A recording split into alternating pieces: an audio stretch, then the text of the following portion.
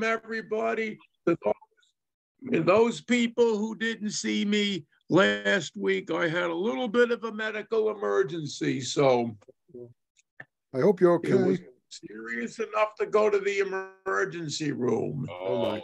So I had to wait at Staten Island North over the weekend until I could get tested Monday to see what the problem is, because they don't do testing over the weekends, at least not on Staten Island. Manhattan, you can get tested. So that's really the end of that particular story. Few updates on that. Grand Central Madison, slowly but surely, the schedule is coming together as far as trains.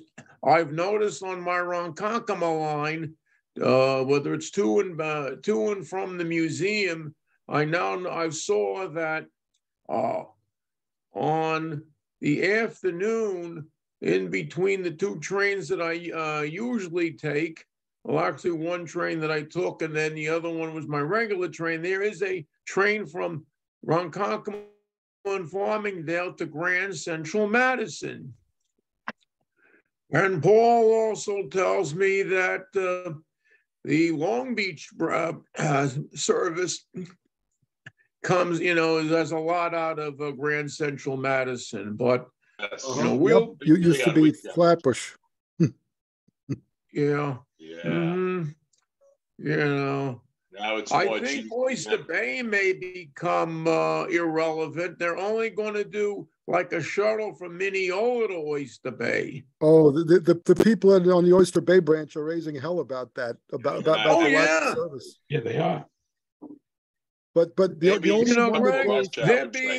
they're being relegated to the same status as the people from Ronkonkoma to Greenport and Brooklyn. Yeah. Oh, forget about them. But Brooklyn is almost an afterthought. I stopped by Atlantic Terminal, and it looks like they're running the West Hempstead from Atlantic Terminal to West Hempstead. They threw them a bone, I guess. Right. Otherwise, it's just the shuttle from Jamaica. Right. Bing, bang, shuttle. That's all platform 11 and 12. Yeah. Okay. Oh, I'd like to talk about a few other things, some which you may see in the bulletin coming up, which is the train disaster over at East Palestine. I'll say it Palestine rather than Palestine, over that environmental horrible accident which they've had to excavate, contaminate earth and water and bring them over to other sites. The two most unpopular people in the world, according to those folks, are the Transportation Secretary, Pete Buttigieg, and Alan Shaw, who's the head of the Norfolk Southern. I understand that Mr. Shaw is getting his posterior dragged before Congress. And in the words of Desi Arnaz, he has a lot of explaining to do as far as what happened. So there's going to be mucho lawsuits on this one. So, maybe they should have a set of hearings about PSR. Industry-wide PSR. How the hell long was the train that derailed? Oh my God! It was 200 cars long. Yeah, a crew of two. It was 226 cars. All have two people on that. Ridiculous. Something's not right. 226 cars. Exactly how many inspectors do they have at Conway to check a long train like that before it gets cleared to get on the road? That's a good question. Wow. You're right. Scary. There's something wrong somewhere along there. So it's going to happen over and over again until they do something about PSR. Yeah. I'd like to, have, if it is appropriate, a moment of silence for the people of the Greek train wreck. I'll just that's a little different. Put silence for a few moments. Terrible.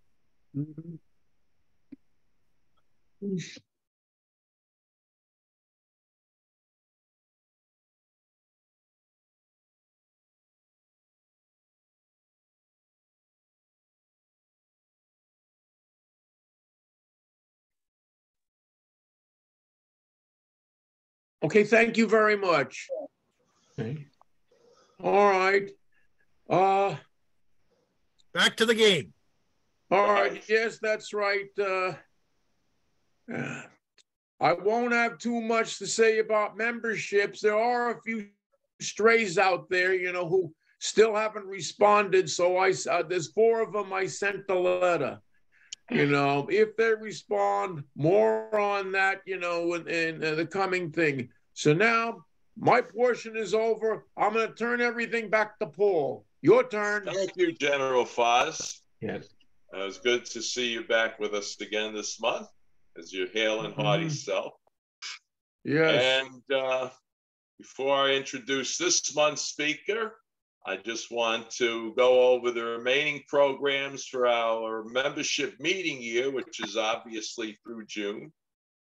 And next month, we see her on the screen, will be in the very good hands of none other than our fellow trustee, Cora Soa, on Friday night, the 28th.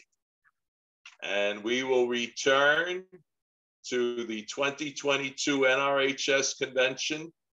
This time, it will be the portion of the convention on the ground in the Southern California area.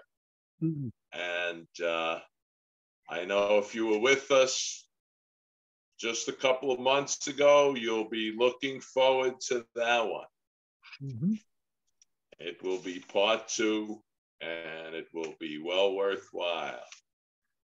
Now, I know in May there's been reference to an open house at the library.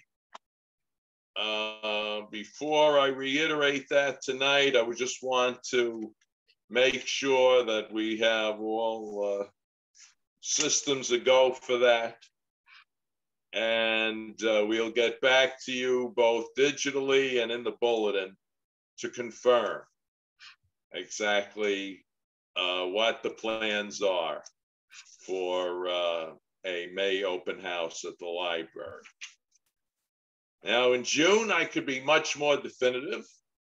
Our featured speaker will be back for part 3 of the Illinois Central Railroad Odyssey.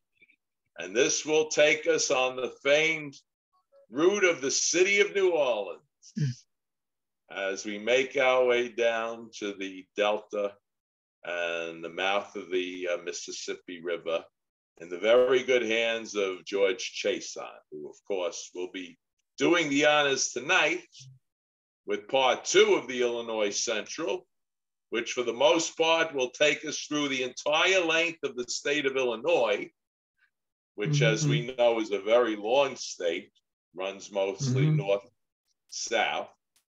And this program will actually conclude in the town of Fulton, Kentucky, which I believe is northern Kentucky, not far from over the border in Illinois.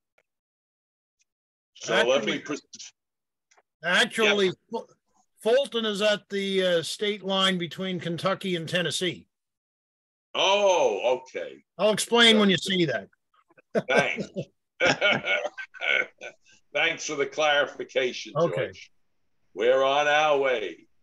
So as mentioned, none other than George Chiasson will be doing the honors tonight, and we're all going to be looking forward to it, which will prove once again that month after month, year after year, the Railroad Enthusiast presents the very best in rail fan entertainment, and tonight will be no exception in the guise of Mr. George Chiasson. George, take it away. Well, I'm trying to get it open now. See if you got it. Excellent. You have a map? Yes. I hope. Okay. Well, I'm using a very simple presentation software. It's probably the oldest one there is, okay? I did a lot of research trying to figure out if there's a better way to do this. It turns out that there's 3 formats for the images. One is scan slides. Another one is TIFFs, which is some artwork. And the third one is just JPEGs, which are digital pictures to begin with, okay? And it turns out this is the only one I can find that uses all 3. It translates to all 3 the same way. Oh. The more modern presentation software is meant for digital pictures. Okay, I was there. I'm such an old fart. When I was on the IC in 2000 and 2001, it was all taken on film. Wow. And then I scanned the film. Okay. Anyway, so that's using, George. What's that? What software are you using? It's just standard. It's Microsoft. What is it? Hold on. Windows slideshow? Yeah, it's just the basic stuff that every computer has. Okay. Got it. Right. Okay. And since most of my images are scanned slides, that's what I key against everything. Now, the other thing I should add is I didn't take one single digital picture of the IC because it was so long ago. I think the newest pictures I got are 2007. Okay. So I was still using film. That was the last full year I used film. Okay. So to fill in some of these locations, that's what I'm trying to get at here. If you see the map, this is the Chicago district here, Chicago to Champaign. Okay. Well, there are other images online. It turns out the Railroad Archive, is any of you familiar with the railroadarchive.org? It's a worldwide archive of railroad pictures, okay? And I trade my images with them, but since mine are mostly scanned slides, they're really not interested. They only want basically the modern digital stuff, okay? Well, I can do that for transit stuff, but not for railroad very much, okay? Anyway, so what I did is I downloaded some of their images and I interspersed theirs with mine to fill some of the holes in on the map, okay? The map you're looking at here, these are only the locations where I took pictures. I think Ottawa was supposed to be there and I never quite made it, or when I was there, no train showed up or something. Otherwise, I got pretty much everything else, okay? So you'll get it as we go on. So anyway, the point is this is the Chicago district. There's different files in the show. Just to give you an idea, like he was saying, it's basically a straight line from north to south. And that goes all the way down to the end of Illinois, okay? Wow.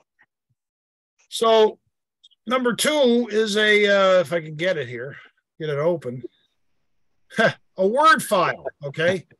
And this gives you all the mileposts on the Chicago district in the railroad, the employee timetable dated Illinois Central 1998, okay?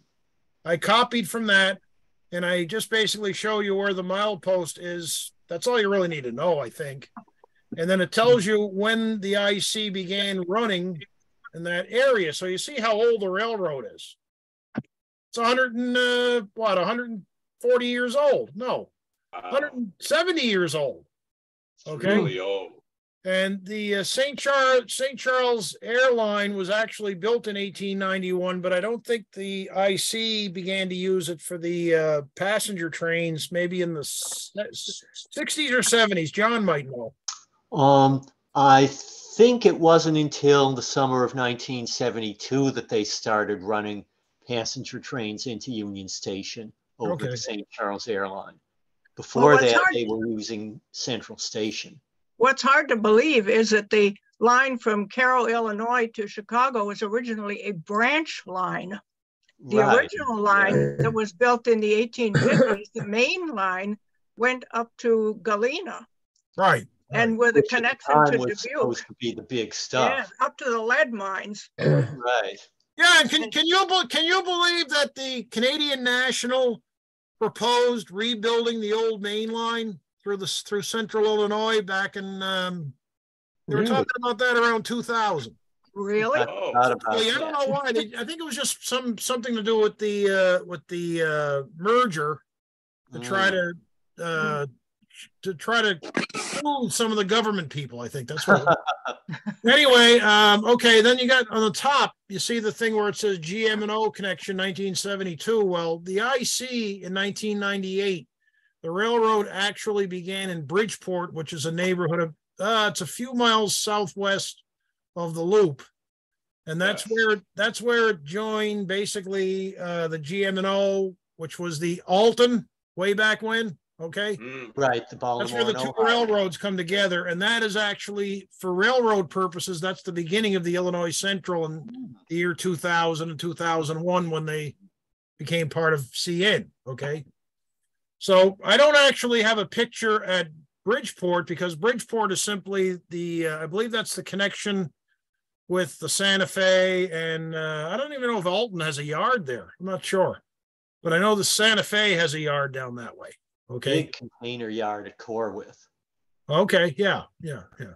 So anyway, to begin the next thing, there's a little bit of another word file that shows you the history of the Chicago district. Okay. And this is very extensive. It's probably the longest one in the whole show. And it's probably got a lot of basically the detail you need for each section of the Illinois Central and the Chicago district, when it first started running, if there was a major change of any kind. Okay. And you notice in the bottom here, it tells you March 6, 1972, they started using that St. Charles air. That answers that, I guess, right? Yeah. Okay. Anyway, so that we have one of those packages, if you will, for each district.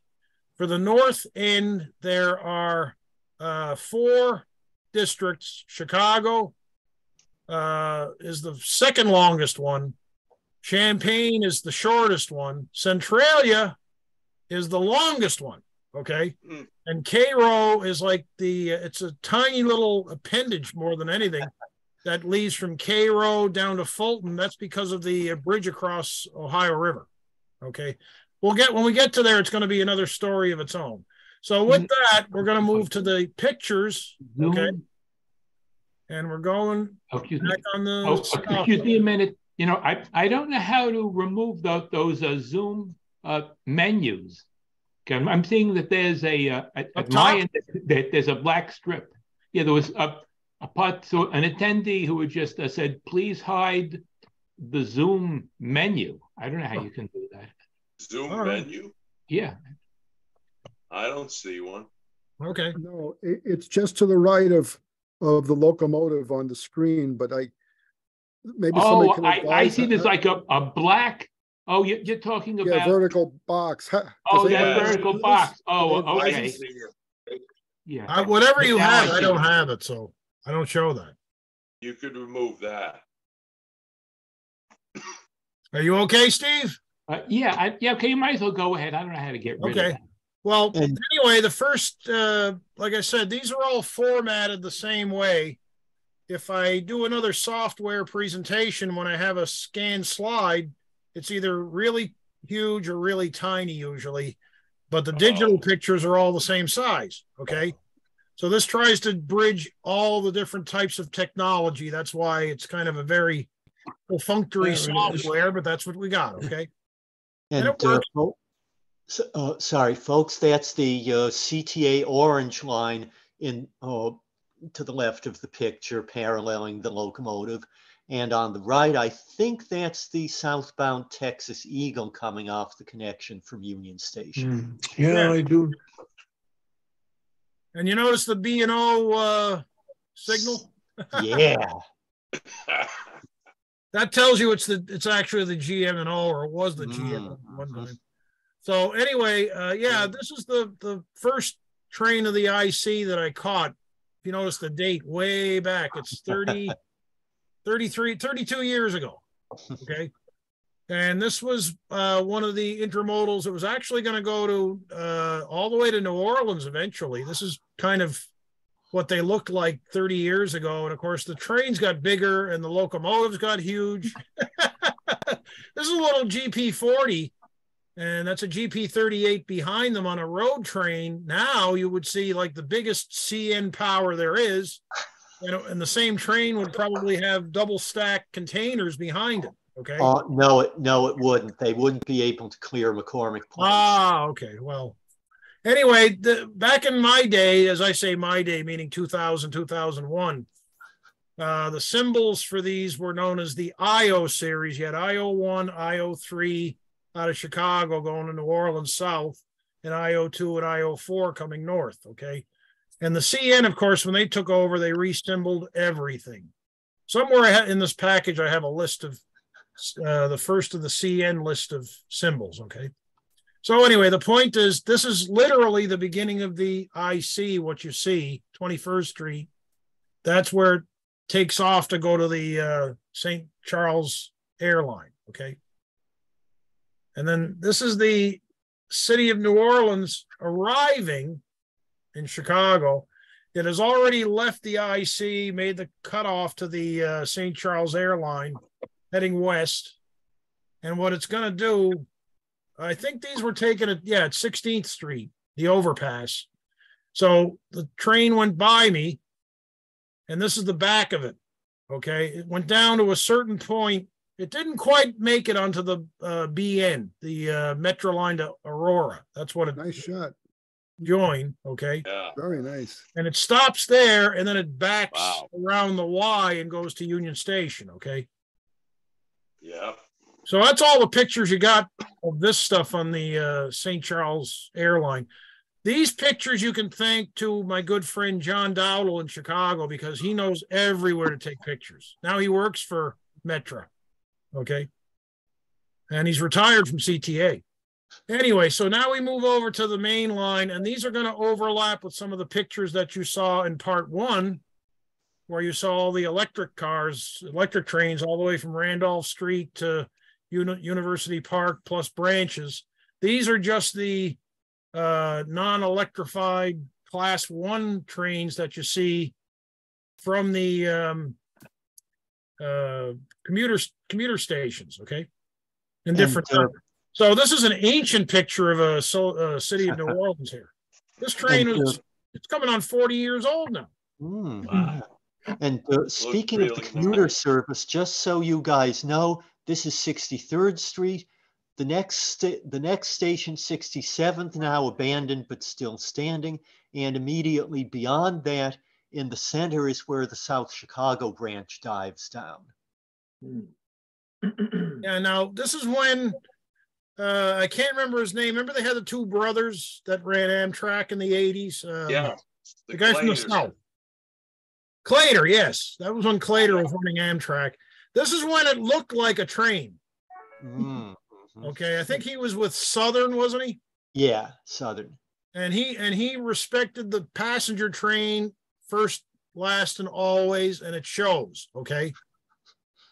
And then these are some of the track rights railroads that come through the IC. This would have been CN anyway later on. But that was when Central Wisconsin Central was an independent railroad. Yeah. Right. So anyway, and this is short after the takeover. So anyway, you guys saw these last summer. I think this is actually a local sort of switching around the sidings. Okay. This is a road train on the CN early in its career.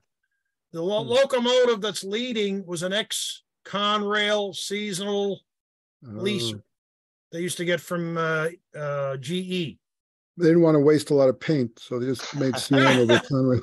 Yeah, they had to get the markings on it pretty quick. Yep. Yeah. Well, what it was actually, when CN took over the IC had zero safety cabs. Everything was cowl or the old-fashioned cowl noses, okay? Even the newest one they had was still a cowl nose. And the CN union types wanted safety cabs as soon as they could get them. So they bought them as soon as they could, wherever they could find them. They're all secondhand. So like I say, it's interesting stuff because this one is ex-Conrail 7 something or other. They might have pictures of it in its first career, okay? That's a modern version of the city of New Orleans. This is oh my God, 2007. See I'll take the old one. Yeah. And the tower complete change. It's a Sorry, very boring train. It is. Yeah, I've ridden it. Oh. So this is actually when it was SP, and this thing was a train. I found out later, it was steel products that were coming from St. Louis, Missouri, or somewhere around there. And anyway, they were going to Indiana via the South Shore line. Yeah, the rolled steel there. Oh. So it was cutting off to go toward Indiana. Yeah. Exactly how it got there, I don't know, but or where it was going. That's where it went. Okay. You got lost. There's your old, that's the 1990. So, and that's one of the ex-Go GP40 TCs that Amtrak had for a while. They're the original locomotives from Go from 1967. Huh. Okay. There's your local switching again. This is actually was at the time was said to be a road train. Something had gone wrong, and this locomotive was pulling the rest of it. Evidently, the leader broke down, and that's why it's long hood. Okay. And I heard these things weren't very reliable, but that's what we had. Yes. What's that? Okay, so you're calling about the. No, please mute yourself. Anyway, this is a GP10 again with a road train. It's very, very humble locomotive and with a huge freight train, and there it is. You know, it's on the stage. I don't think you see too many GP10s on the stage today. Please mute yourself. What we're doing is this. I'm retiring. Is that at the end of June? I can't mute this person. I'm cleaning out the office. John. How's okay, that? good. Thank you. Okay, I guess I'm the one that can mute him. Sorry. Okay. Sorry. Anyway, so yeah, so here the Jim Teed actually took the same picture that I had further upstream there the same day. Homewood is like Railfan Central for the IC because that's where they have the Railfan platform now. This was way before it was built. And Santa Fe was coming through here because that was during 1993. They had the great floods of the summer of 1993, and the Santa Fe was washed out down just past Joliet, I believe. So they had to reroute it through the IC to get where they were supposed to go. Okay. And it was a few years later, many years later, actually, 2005. That's actually an IC that was repainted to CN colors. Yeah, you can see the lettering on the number board of the locomotive. The type font is clearly Illinois Central rather than CN. That's the Illini? Either the Illini or the Saluki. 391 and 392. Now, what's the other one they added after this? The Saluki. Are they all still running? They're still running. They're back up and running. Excuse me. For most of the pandemic, it was down to just one round trip between Chicago and Carbondale. Now it's back up to 2. Yeah. And by the way, they're running nothing but superliners now on the CNIC. Really? Really. Superliners on the cute little train like this? Superliners on a cute little train like that. I understand that for some reason or another that I don't understand, CN insisted on using long consists of superliners. And I take it the locomotives these days are the Chargers, the new Chargers?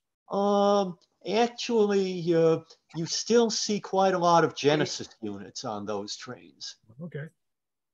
That's their little museum that the village and the railroad worked with to create a little railroad park. And I think that's part of the effort to build the Railfan platform, which is right here. That's what I'm standing on, is the Railfan platform. The only trouble is the only time you get good pictures is in the morning light. In the afternoon, when the sun goes over the other side, everything's going to be shadow side. Okay. Yeah. But the preserved locomotive and caboose are on the opposite side from the Railfan platform. They're just to the north, to the right of the depot. Yeah. Did you know Paul Burgess by chance? No, I didn't, but I Okay, saw his article in CN Lines. He was a railroad person. He was actually an employee for a few railroads, and he was one of the people that really pushed the village to get this stuff done. Okay. Wow. And I think he now lives in Seattle, unfortunately. So whatever. Anyway, okay. Continuing to go south. Our cute little train. And I think that might be the last of the freight that you see. No, yes, it is. On the metro portion. Now we got on the main line. Immediately south of University Park, where the MU service ends, there's a grade crossing. If you turn north, you see basically four trains, 2 for Metra, 2 for the CN, and then when you turn around, it's one track for the CN that just goes straight for miles. And there's nothing there. There's nothing along it, okay? So these different locations here, I can't actually see it because the caption, see, this is a digital. You notice how it's slightly larger? This is a first generation digital. So here's your credit down here with who the photographer is and stuff like that. There's an overpass in Money. Okay. That's from the ground level, basically the same place. And then like I say, you got little villages, one after the other. Okay. So that's my picture in 2000 in Peatone. That's Peatone, I believe, is 40 miles out of Chicago. It's like you're in the middle of nothing now. Okay.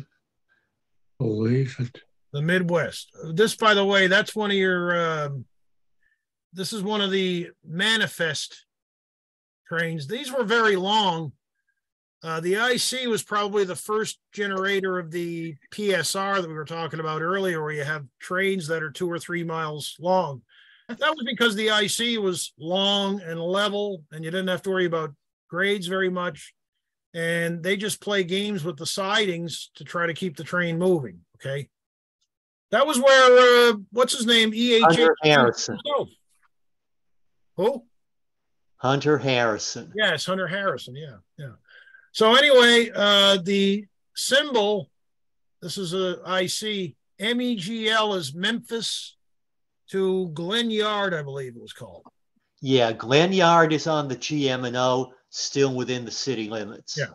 So that's in Chicago, basically. Yeah. Okay.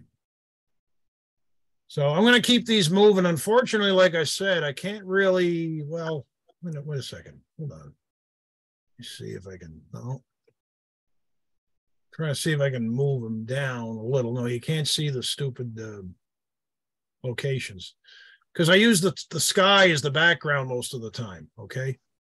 I don't know if there's a way to move these. You know, I never knew just how to, never figured out how to move. There we go. There we go. There you go. Now you can see what's going on. Wait, no. Now you got the boxes. No, hold it. That's right. Or you can see if you move your zoom control, there's so you something that says hide. You'll hide the black strip. Really? I bet you could move it elsewhere or off the screen. It just said hide floating. There you go. That's what you got to do. You got to hide that. Yeah, floating whatchamacallit, box or whatever it is. See if this works better. No. So did I screw it up worse or what? Well, no. Oh, it's better. Well, it's better now. It looks like we're seeing less of the black box. Okay. Looks like it's partially moved off of your screen. Well, I'm not seeing any black box at all. I don't know yet. Okay. At my end, I'm seeing it on the right. Now you can see. Now you can actually see the caption of where you are and when it was taken and everything else. Yeah, right. Yeah, we can see the. Yeah, I can see who had contributed it and the model. Right. I see the Genesis locomotive. The 393 must be the Saluki, I'm guessing. Probably either that or the Illini. Looks like it looks like an afternoon picture. I believe it's actually taken on Memorial Day itself in 2014. P42BH. And then the first big city that you hit out of Chicago is Kankakee, just like in the song. Right, right. City in the walls. And there's IO2. That's going north from New Orleans to Chicago. Mm. That was a big train even back then. That's going north. Homes and fields. That's the one that has all these people paying cards and whatnot. Huh? It's not just quoting the song. You got boxes? Yeah, right.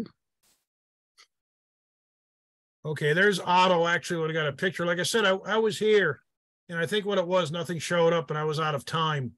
That's why I use these pictures to fill in, because I don't think any of us could ever get to every single village or entity on the railroad and get pictures. There's just too many of them. Okay, Yeah.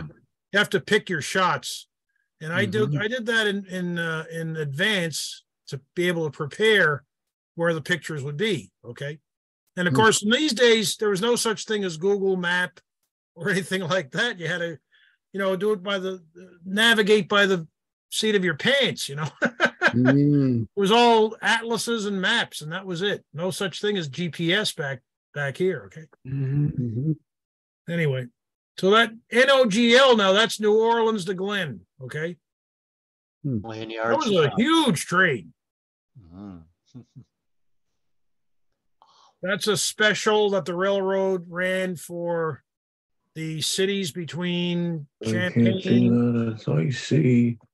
Champaign and Kankakee. It was full of students and teachers. Okay. CHCP is I'd call it like a intra-divisional way freight, but actually it looked like a road train. It was, again, huge. That's CHCP is Chicago to Champaign. It only went 127 miles. That's all. Okay. C, well, you see, it tells you the symbol there. Coal train is C. So anyway, CHCP made a lot of stops, and I was able to get ahead of it, kind of hopscotch it going south all the way to Champaign. Gilman was an Amtrak stop, but by the time I was there in 2000, it was no longer in use. I think they discontinued it maybe a year or two ahead of this. Okay, I don't know why. Probably nobody there. Very, very little ridership, I'm sure. But the depot was still there. It looked great. I think there were probably maybe 20 people in the village. Something like that. I don't know. Anyway, this locomotive here is one of those secondhand safety cab locomotives that they got as soon as they could. After it was overhauled and everything by CN, you'd never recognize it. But this actually is one of the, I believe this is formerly one of the Union Pacific 9000s from the mid-1980s, 1990s, I mean. Like 93 series, 9400 series, that sort of thing. You'd never recognize it now. They're probably retired by now. I don't know. And then this is EJ&E Power. Of course, when they had the merger, EJ&E, CN took that over. What was it, the mid-2000s? Something like that, around 2008 maybe. So, locomotives like this are gone to the great sky by now. Okay. Yeah. There's CHCP still doing its work here. Wow. Working its way south. That could be CHCP in a different era. I don't know. Because sometimes they label their trains and sometimes they didn't. If they didn't have a freight, a symbol, I just put freight because I have no idea. Anyway, we're trundling south. And Rantoul, that is an active and was an active Amtrak stop. Still is.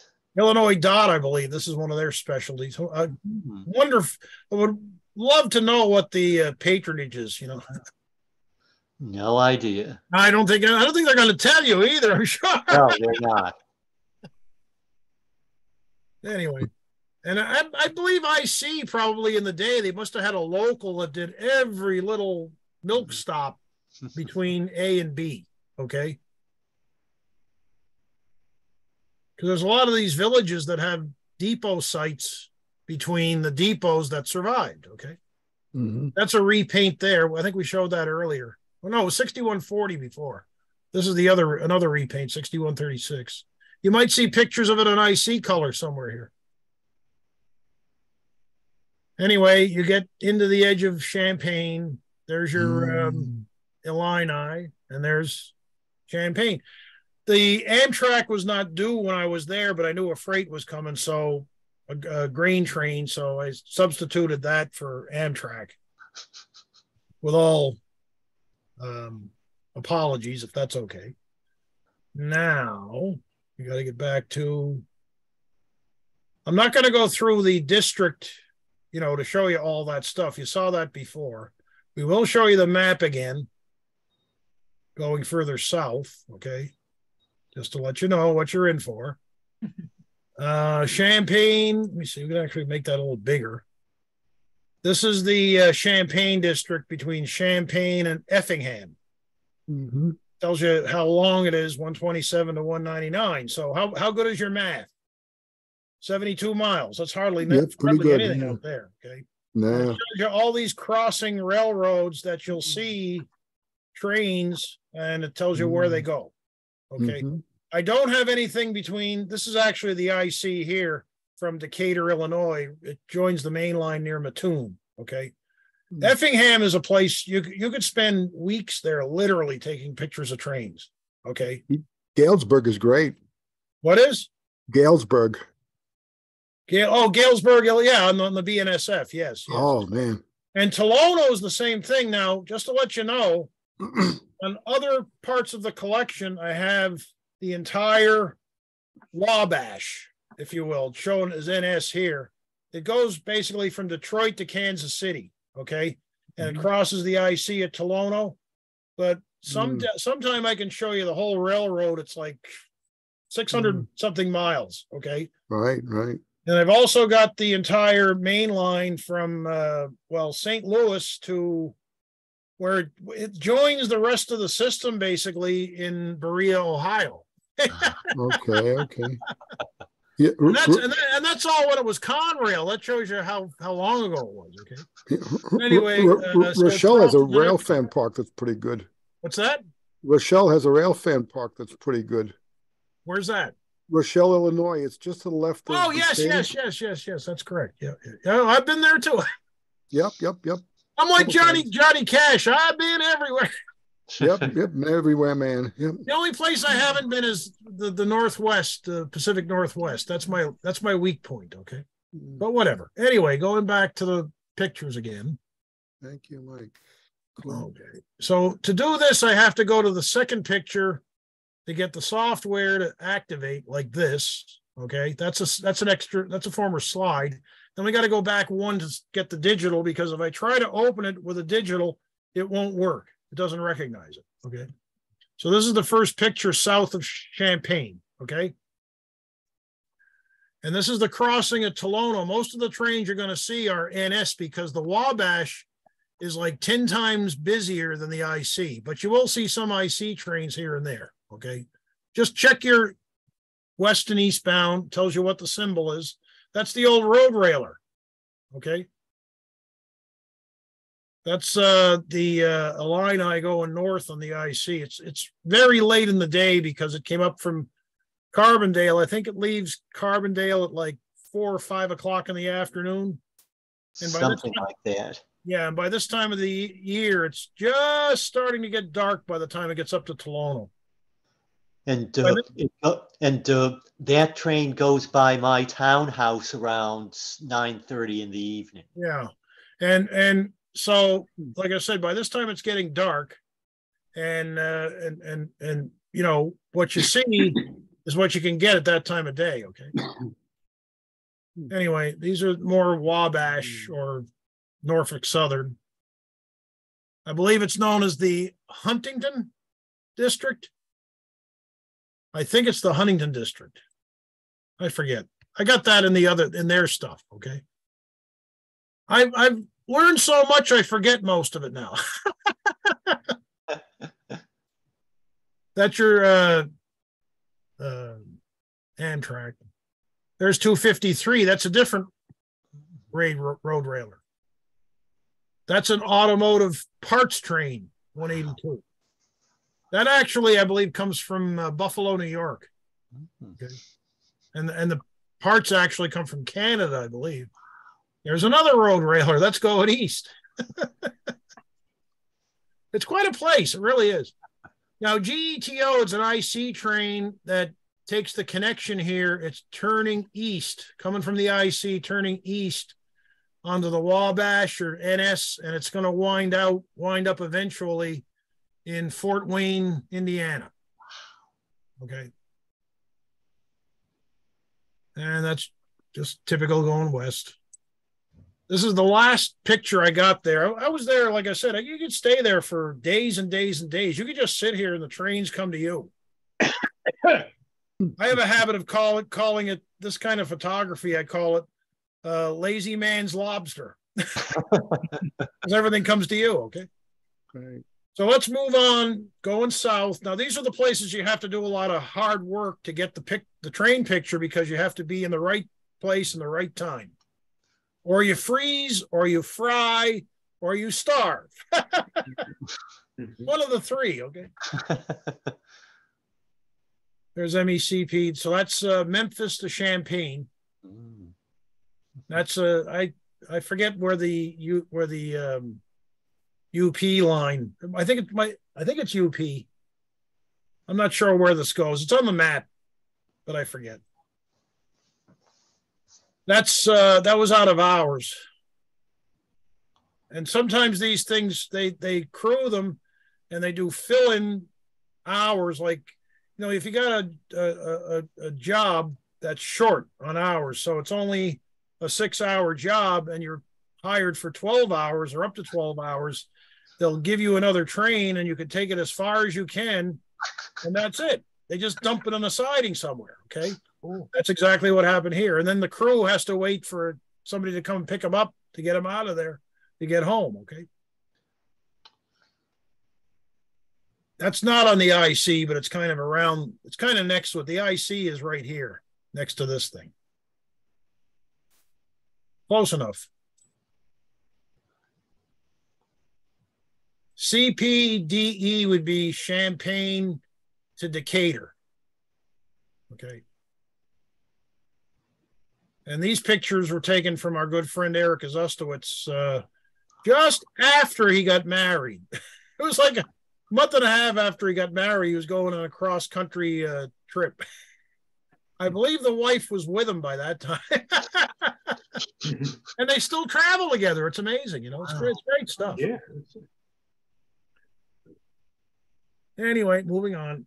This is one of the rebuilds they did at Paducah, I think, originally. And CN bought them when they were done by the IC before they took over the CN, okay? And CN Power used to run through at an early time. I think that started about 1997. It was regular to see CN Power, but they didn't actually try to buy the railroad for another couple of years after that. I bet you anything EHH had it buzzing around his mind for quite a while before they pulled the trigger on that, okay? I'm sure he did. Anyway, there's one of the SD70s. I think some of these, actually, if you look at the date here, this tells you, November 4th, 2022. This was only taken, what, 4 months ago? Yeah. Almost 5 months ago? You notice it's an IC SD70 that's still got its factory. I think there's only maybe one or two of these that got repainted as CN. Wow. And that's what I was telling you about the cowl nose. It's not a safety cab. That's what the CN union was concerned with, okay? Coltrane. The Mattoon Amtrak station is right in the background. It was a terrible place to take pictures because there was absolutely no light down there. It's like a subway. It looked like Newark. It looked like Newark in its worst days, basically, okay? So I just pulled down here to get a better lit up picture, okay? But you see that building there, that's your Mattoon Amtrak station.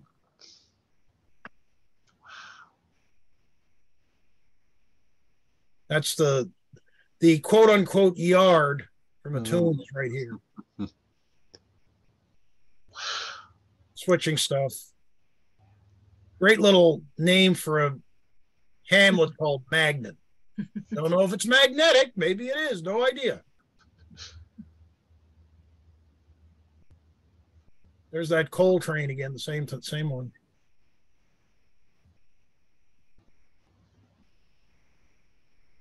Yeah, when you hit the IC right, it's like surfing. You know, if you hit it right, the trains will just really come at you one after the other after the other. And if you keep it moving the right way at the right time, you can just have a ton of stuff all day.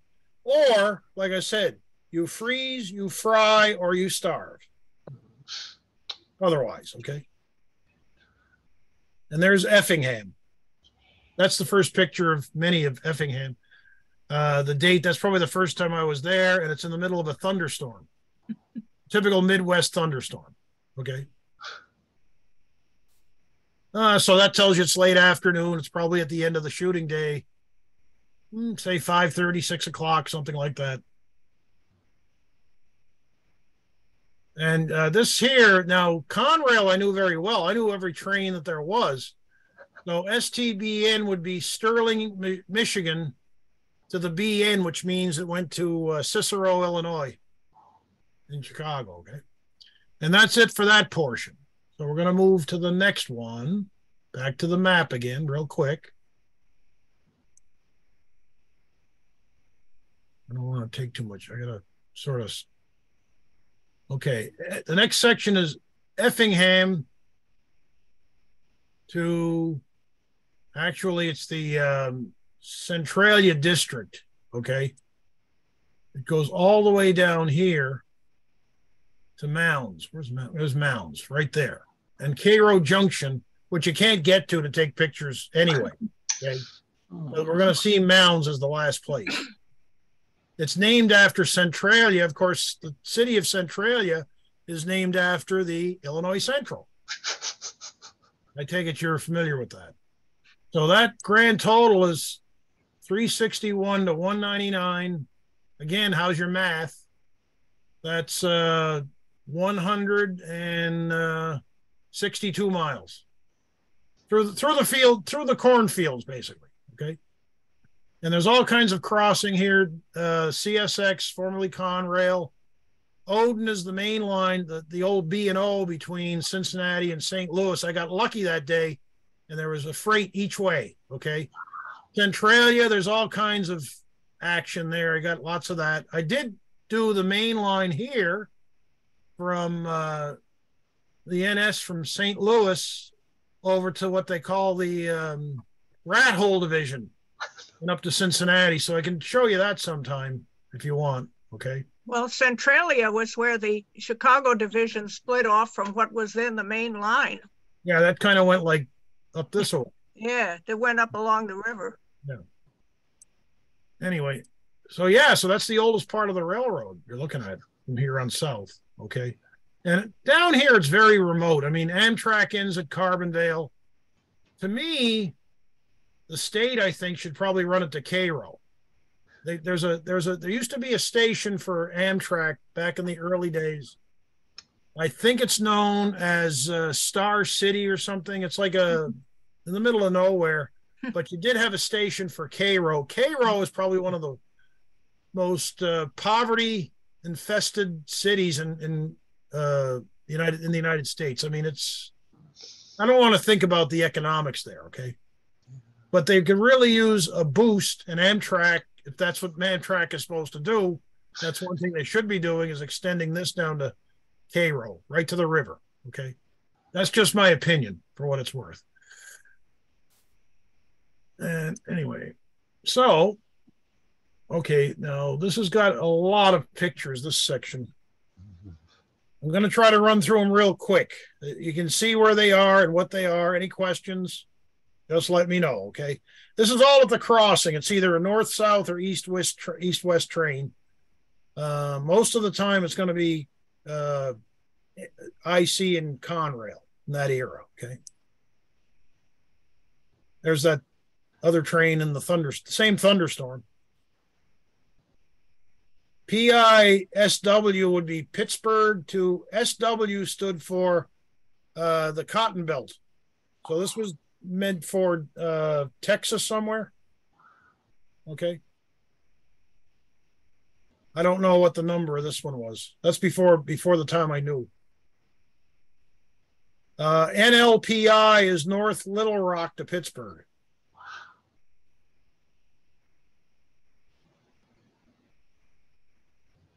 Another thing with Effingham, I should add, one time I was there and they had an agent there who got paid a few bucks to, open up the station and close it again as each train came by. Okay. And one day I was there, I think it was in 2000. Let me see what date that was. Hold on. Might have been this day. I'm not sure. Or there might be more. Wait a minute. Yeah. Okay, this is 2005 at Effingham. Okay.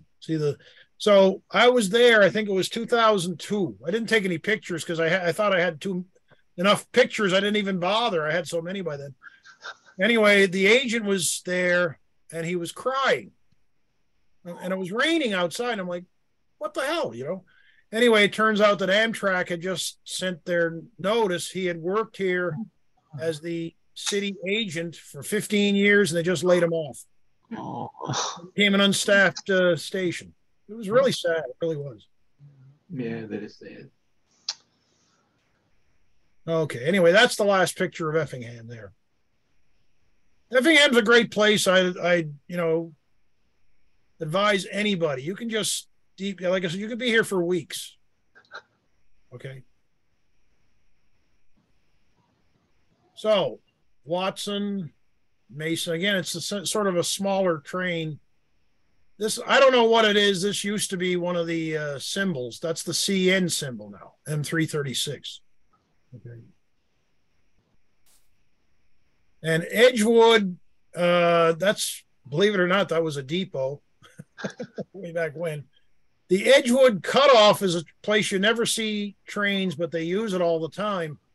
This is a main line. It's what they used to call in the old days an airline. You could go in a straight line from Edgewood to Fulton, Kentucky. And I tell you, there is absolute nothing. This thing is probably 200 miles long, and there's absolutely nothing, and I mean nothing, between A and B here. And there's no trains either, but it shows you the cutoff, okay? It was known on IC as the Bluford District.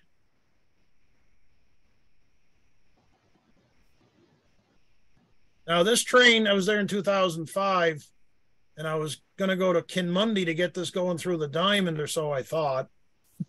You'll see what happened later. Kinmundy's the next location. It's a very busy crossing between the main line from UP main line from Chicago to Texas and Mexico, okay, and the IC. This is in the village itself. I said I'd get the picture of the Amtrak because I figured the freight was coming, and it never showed up.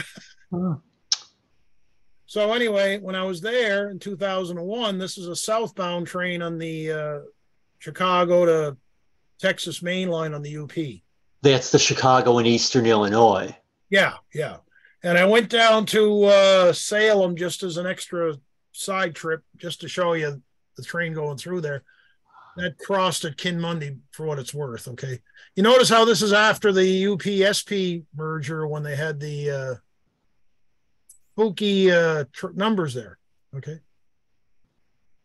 So Kinmundy is a place I was trying to get pictures of an IC train in this crossing for years.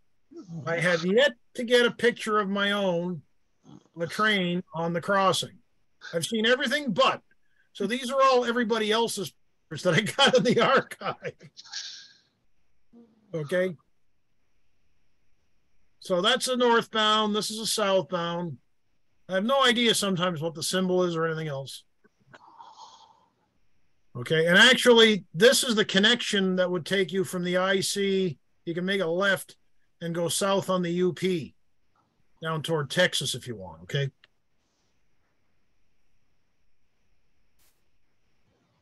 That's a northbound UP train. This is the IC going across in the foreground there. That's my dog, Terry, there hanging out. Terry was the best dog I ever had. You know, she'd come with me everywhere. Okay, so this was that same train I had gotten further upstream there, and I was expecting to go through the crossing is right over here on the left. Okay. Well, lo and behold, I read the iron, and I think it's going to make a left, and it did. It came south on the UP. Heading for God knows where. Okay. So here we are with the crossing with everybody else's pictures. Same place. That one's going south from the IC onto the UP, just like the other one did. So anyway, when I was going to St. Louis in 2021, I made a special effort to go to Kinmundy and spend a few hours here and finally get my picture of an IC freight train at Kinmundy. I got there about 9:30 in the morning. I started out of St. Louis itself. It's a long drive. Not from St. Louis. I started from Terre Haute, Indiana to here. It was a long drive in the morning, okay? By the time I got there, it was almost always in the 90s. It went up to nearly 100 degrees. I waited and waited and waited. One Amtrak was due. It didn't show up, okay? The freight train never showed up. Nothing on the UP either. Nothing anywhere. All I saw, I was there till about 2 o'clock in the afternoon from 9:30 in the morning. And all I saw all day were flies. That was it. So like I said, here's everybody else's pictures. And you see it at different times of year and everything. It can be quite cold there. Finally, we leave Kinmundy. We move on to Alma. This is a CN purchased C40-8 from the Union Pacific. Notice it's renumbered. Probably has a cheesy CN on the side here. Okay. Tone tie. An extra for Tolono to Centralia. Okay. This is Odin. This is that B&O line between Cincinnati and St. Louis going across here. That's Amtrak coming north. So like I said, I got lucky the day I was there, and I got one freight each way. I think I even got, I got the CSX symbols of the time. Not long after, like weeks after they took over Conrail, okay? And SP was still running back then. Wow.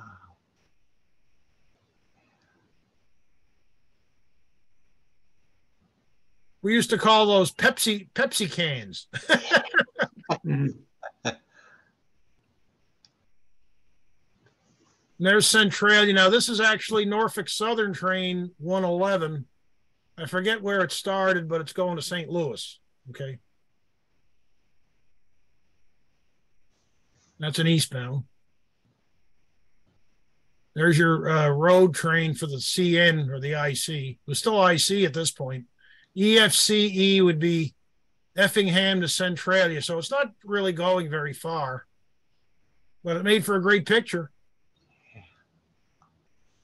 And then the BNSF, they got another main line that goes through here. I think that winds up, speak of the devil, I believe this goes to Galesburg. Okay. I'm not exactly sure where it goes on the other end. I think that's the line that winds up in something like Tupelo, Mississippi or something like that. That's a CN, a latter-day CN freight. And these are actually, you can tell, obviously, KCS locomotives that they got secondhand in a big hurry. Coal train. Probably an empty going back to Powder River Basin. Yeah. Brand new locomotives at both ends, too. Ooh. Worth the extra picture. You had to pay for each picture, don't forget, in those days. Okay. All right. So anyway, this is still Centralia. That's the crossing. I think that's the NS crossing there, maybe. I can't remember now. Something like that.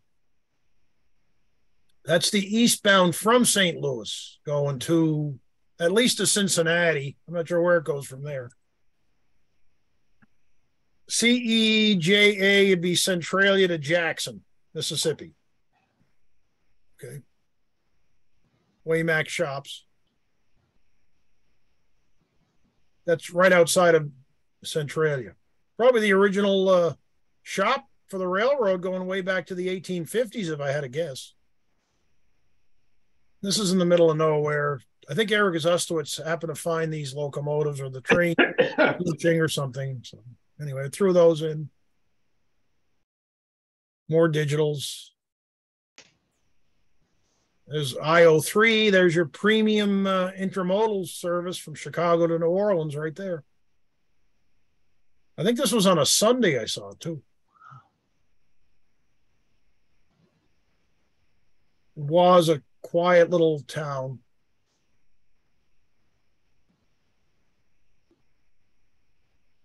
And see, speaking of cheesy CNs, right? See what I meant about the 2100 series? I think the one that I showed you before, I thought it was UP. Maybe it was BNSF. But I know they came secondhand from America because of the safety cabs, okay?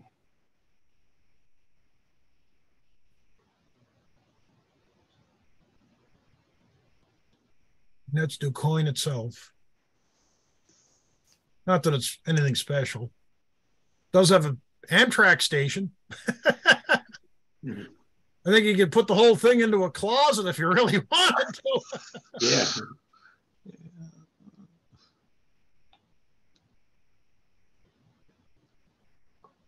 Nice power in the back, but it's brand new, but you can't really get a good picture of it, you know. There's the snow flying at Dowell. I'm sure it was cold as bejeebers when whoever was taking this picture. I could just feel it, you know.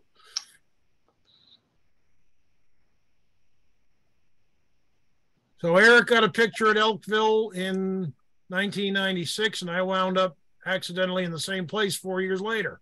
Okay.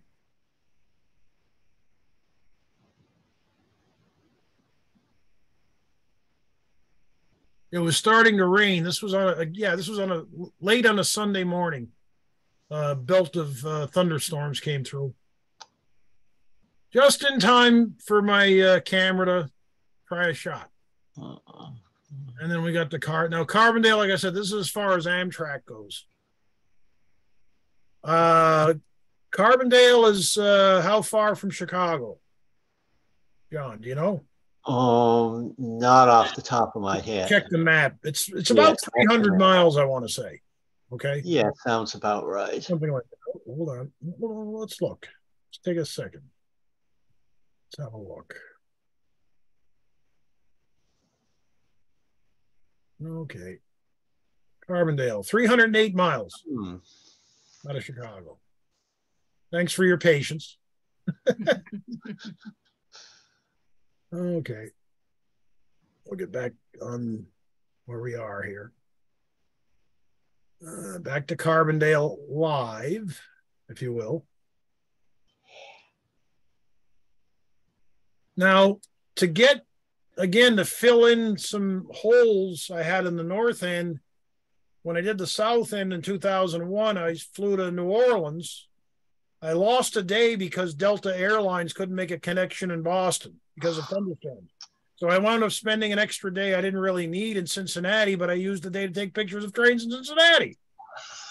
Okay, with no baggage, basically nothing except a little carry-on, and that's all I had. So anyway, I finally made it to New Orleans. They had weather problems getting there. I can tell you another little story about that with the flight, okay? And when I got down to New Orleans, then what I started to do was to work northward because I was trying to fill my list, and I still wanted to get some of these places in the north end. This is as far as I got. all the way from New Orleans in 3 days travel. Okay. It's on a layover. That's they have a middle siding at Carbondale. That's where the Amtrak train. It sits there all day, just waiting to go north. Okay. I guess they got a way to Y it or a balloon track or something, but they do turn it around. So now we're south of Carbondale, way down in the middle of literally nowhere. And I mean nowhere. And make a few nice pictures, okay?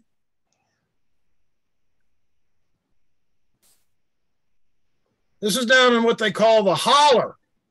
You know, like the hollow. They say it's known as the holler because this is where you leave the cornfields and you start going into some hilly, woodsy kind of territory. Okay, there's grades, there's curves, there's blinds, there's everything here. They have all kinds of accidents here. Actually, there was a story about not too long ago on the news about some road that didn't have a grade crossing protection. And there was somebody there, I guess a truck driver or something, that was stuck. And of course, the train had no idea. And the whole thing just was a big mess. Okay. Anyway.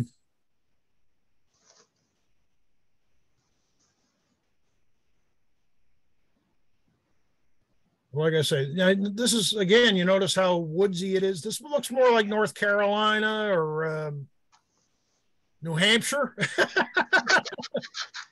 something like that. Okay. There's that's your depot. It's kind of preserved, if you want to call it that. I don't know who's preserving it. This building over here, that's probably downtown Ullen. Look what kind of shape it's in. Again, there's probably maybe 10 or 15 people that are here. Okay, this is at Mounds. The train is DECA, which is Decatur to Cairo. This is what the railroad considers to be Cairo. So the train is just relaying here to go back north. That's what the people are doing with the personnel are doing with the power. And there's the train turned around. It's ready to go north. Okay. Mounds, again, it's probably one of the poorest locations in the whole of America. God knows what the facts are, but it's pretty ugly down there economically. Okay. It's a nice place otherwise. And then Mound City is actually the end of the railroad before the time when they built the bridge across the Ohio River. This is basically where the railroad used to end, and they would dray everything, passengers, freight, anything, on a barge and go across the river. And there was another landing on the other side. I think there was a landing in Kentucky, but I'm not entirely sure about that. The landing could have been way down in Fulton on the end of the edge of the Mississippi River, because this is basically the confluence of the Ohio and Mississippi rivers. Okay. Yeah, well, the Mobile in Ohio stopped at Columbus, Kentucky for a long time. Yeah. Before they built all the way up to a transfer point to Cairo. Yeah. So anyway, so that's the end of the Centralia. We'll move on just a second. We'll move on to the map one more time. Okay. And you'll see way down here. See where we were, all these different places. You see the same, and the milepost and everything else, okay? And then Cairo Junction, like I said, the last picture's at Mounds. Cairo Junction's, it's so remote you really can't get in there and take a picture, okay? And then the city of Cairo, well, Cairo itself, the railroad is on a huge elevation. It's about, I'd say 50 feet high. So there's no grade crossings. There's really no access for any kind of a station or anything else, but there was a area between the two, a very small little bit of area that you could get a road in there. And that's where Amtrak had their station way back when. It was probably closed, I'd say, at least in the early 1980s. And the platform, believe it or not, what was left of it was still there 20 years later. Okay. Anyway, you go across the Ohio River there. Okay. And there's your Mississippi River here. Okay. And then you just go through the very western edge of the state of Kentucky down to Fulton. Okay. And quite literally, Fulton is at the state line between Kentucky here, and I don't say it, but Tennessee here. You'll see that on the map in the southern part. That's 405 miles from Chicago. Okay. And that's specifically 405 miles from milepost 0, which is in the middle of the Chicago River. Yeah. Okay. And anyway, yeah, that's great. So anyway, there's a bridge here. You'll see the bridge on the picture. And the train was I-03. It literally ended right there to do a crew change, very quick crew change before it continued on to New Orleans. Well, I was on the overpass. Would you believe one of the locals threw a bottle at me while I was standing there taking a picture of the train?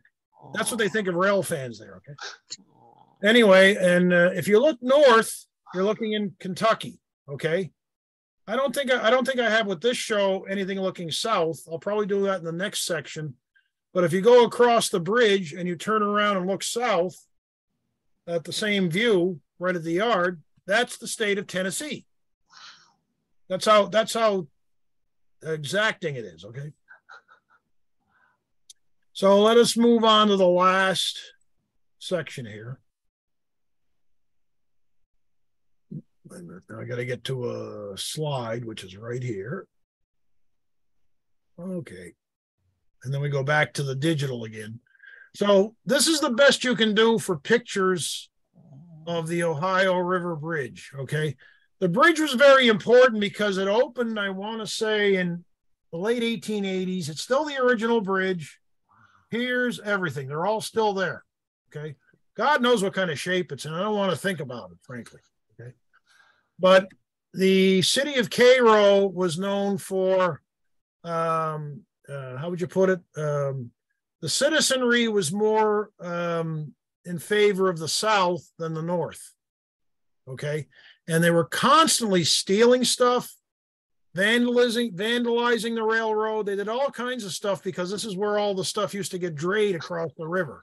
It was amazing stuff, the stories there in the Civil War, because they used to burn the trains, they dump over stuff. I mean, it was just amazing, okay? Well, after the Civil War, that's why they couldn't build the bridge, because on the Kentucky side, that was for the Confederacy. On the Illinois side, that was for the Union. And they had no political union at all until after the war. Do you follow? So that's when they finally built the bridge, was in 1889. And that's why it literally, from Cairo, you can't get from the main line to the bridge. It's very hard to take pictures of any kind. This is the best I could do, the closest I could get to anything at all to see near the bridge. Besides this one, this is going north. This one's going south, okay? I was standing in this place, and if I was waiting for a northbound train, never showed up. Okay. So, and this one here, again, this is a borrowed picture, but I have no idea how this person got up there. I'm sure they're trespassing. I wouldn't dare.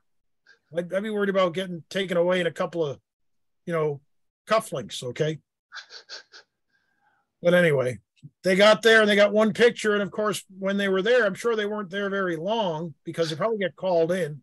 And of course, no train, just the power, but you get the idea. Okay.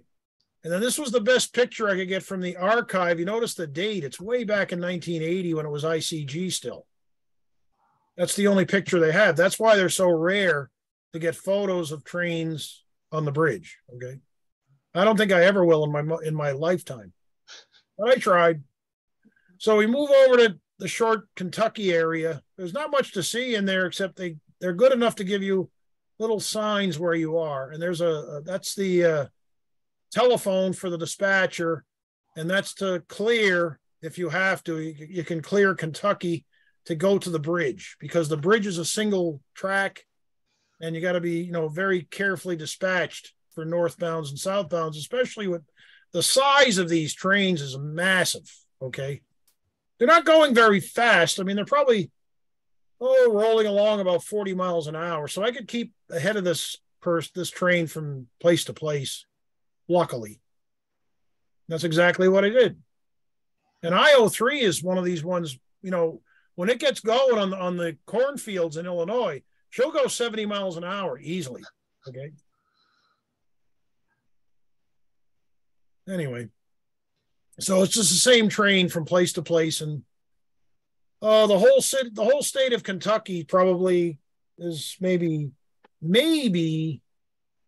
me think now. It's probably about 30 miles, the whole state of Kentucky, all the trackage. And there's your Amtrak stop, which is actually still there at Fulton. It's not really in Fulton itself. It's kind of off in the edge of it. That is your parking lot, because, of course, this isn't the time when Amtrak is due. But that's the actual parking lot of Fulton Station. There's your depot right there. Oh. There's your platform. And then at long last, you get to Fulton itself. This is the bridge. Like I said, looking north, I'm looking in Kentucky. Okay. I think the main line here goes straight. That goes to Paducah, the city of Paducah. I'm not really sure what it was, but this is the main line that Amtrak uses coming around the bend there. And I think that's the last picture of this particular part of the show. Yes, it is. So I think that's everything. Let me close this. Close this. And did I end the show? Let me see here. Yes. Okay, I'm trying to get to the. Excellent program. Did I stop sharing the screen? Or are you still there? Yeah, I'm still here. Am I still sharing the screen? We see a whole bunch of icons all over the screen. Just the It icon. says you are Yeah. viewing Okay, George so I'm still Clayton's sharing the screen. Now, let me see if. Right. Ah, there it is. Okay, so stop share. There we go. There we There you are. go. Great. Great. So anyway, that's it for number There you 2. I'll be happy to show you number 3 in June. George, Yes. I have a question for you. Very good show. Near the beginning of the show, you had a very detailed timeline of when all the parts of the Illinois Central were built, going back to the 1852. Each piece of track, each station. What was the source for that? Thank John Allen. No, I wish I could claim any credit, but I can't. Well, he gave me the book. Well, because I would like to have a copy of that if that were possible, because I've been trying to put together my own timeline going back to, old issues of the American Railroad Journal going back to the 1850s and laboriously trying to figure out exactly when they reached the Water Street, when they... Yeah, that's the book. From the lakes to the Gulf. From the lakes. It's going to be really good. The Illinois Central Railroad story. Can you see it? Oh, I have that. So maybe, but I don't recall finding in there an actual list of each piece and the year it was built. Pardon? Check the index. I think that's. See, I was going to do what they used to call, when we used to have DVDs, CDs. I was going to create a CD about the Illinois Central that had all this stuff included in it. Oh. But what happened was it was actually done back in 2007. That was the first time I tried to scan all the slides, and it didn't go very well. So it wasn't worth the images. Okay. So actually, it's taken me over 15 years. I'm finally learning how to scan slides the best way. Mm-hmm. Wow. Okay. But I've been trying to research. So told you before, and I'm going to be covering some of this actually in my presentation next month, because I had, after we got back from Southern California, I had another layover day. We had another layover day in Chicago because of the Amtrak schedules. So I went over to explore where the old Illinois Central yards had been under what's today Millennium Park. And you know, my grandfather worked for the Illinois Central as a civil engineer between 1892 and 1905. And I'm trying to put together, and after that, then he was in consulting work operating out of Chicago. And so I'm trying to put together a timeline going back to the beginning, how the lines were put together. And I was looking at that list that you had, and I said, my God, that's what I've been trying to put together. Okay, well, what I can do, I can have all that on Word files. I can forward those to you by email. If you could do you have my email address? Yeah, sure. Chiasson@aol.com. Yeah. Oh yeah, thank you very much. I would really like to have that. I'd really appreciate that. And I think the last time we talked, you said you were trying to go learn about early Chicago. Yeah. And I told you that the city of Chicago really didn't become Chicago as we know it until after the Civil War, really. Okay. Right. So the principal city in the Midwest quota. In those days, the Midwest was a little different than we know. Yeah, well, I mean, Chicago was like an afterthought. That the big deal in those days was river traffic and canal traffic. Right, and so that was why the Chicago branch was just the principal city in the Midwest before railroads came to be so. Well, it was St. Louis was the big thing. Well, that was on the far west. Otherwise, it was Cincinnati because of the river. Yeah. Okay, so Cincinnati, the city of Cincinnati was really the principal city until about 1869. After 1869, the railroads basically changed it from Cincinnati to Chicago because all the freight was moving by rail by then. Yeah, because before that, it was all moving. The Ohio River was the big deal. Yeah, it would move down the Ohio to the Mississippi. And that was because Chicago. By the time the railroads went to Chicago, the reason they went to Chicago more than any place else is because it was level land, and they all could go in a straight line from here to there, and that was it. They didn't have to go through the mountains. And the U.S. worry about rivers. They didn't have to worry about anything secondary. Okay. And the government wanted to develop all that farmland. That was a big deal. That was the first land grant railroad that they gave this land, well, first to the state of Illinois, and then the Illinois Central capitalists took over. And the idea was that they could sell the land to pay for construction costs, which worked out fine. Now, one question for John, I didn't know the answer to. I think somewhere way in what's left of my brain now, okay, I seem to recall that the St. Charles airline, is that now gone or closed or something? No, it's still very much alive and well. So is the city of New Orleans still doing the same thing? All of the Amtrak trains still do the same shuffle, yeah. Okay. Because I know they've made some changes, and I'm not sure exactly what they did. If it changed things, basic deal, yeah. If it was up to me, the city of New Orleans would still go to Randolph Street. Wouldn't that be a hoot? Oh, that would be great. Probably got a big train like that in the Randolph Street. They'd go nuts. Now it's called Millennium. That station. Yeah. Okay. So any other questions? Very good show. Very good show. I'll say something. Thank you, George. Yeah, go ahead, Sheldon. Okay. I'll go back on my email and see if I see your draft for the April bulletin. If I see it, I'll print it. I'll go over it. And if there are any corrections, I'll get back to you. I only send it to the editorial staff, which I think is a grand total of 5 addresses, which is fine. Okay. Oh, I can resend it. I can resend it in a couple of minutes once I get offline. Okay. Yeah, that's Thank fine. All Try it right, again. yeah, you can. Okay. You can resend Or if it. it didn't for some Send it to me reason, then. I'll resend it. Okay. Okay. All right, Sounds very good. good, George. Yeah. Okay. We'll let So you know. with that, we'll Take care, see you guys. guys next month, I guess. Have a good weekend. Yes. Yeah, Okay. next Have a good month. weekend. Very good show. Yes. Okay. That was a Have a great happy show, George. Easter and Loved a it. It was happy great. Okay. Very good. Steven has to hit the red button there. Oh, first I hit Have a